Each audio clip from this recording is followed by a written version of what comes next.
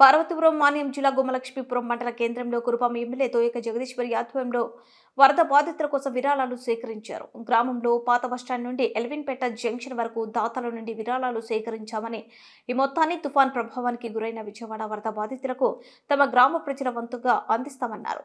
ఈ కార్యక్రమంలో TDP, Janasena, BJP కుటుంబ నాయకులు, కార్యకర్తలు, గిరిజన సంఘాలు పాల్గొన్నారు.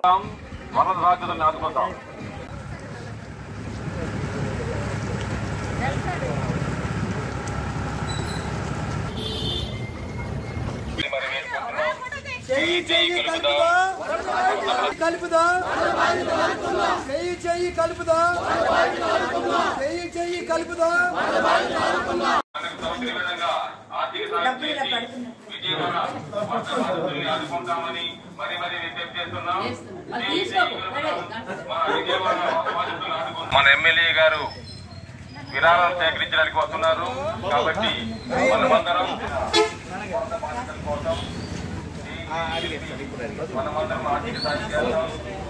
కలుపుదాం, వరద బాధితులను ఆదుకుందాం. చేయి చేయి కలుపుదాం, వరద బాధితులను ఆదుకుందాం. చేయి చేయి కలుపుదాం, వరద బాధితులను ఆదుకుందాం. చేయి చేయి కలుపుదాం. ఆర్థిక సాయం చేసి విజయవాడ వరద బాధితుల్ని ఆదుకుంటామని మరి విజ్ఞప్తి చేస్తున్నాం.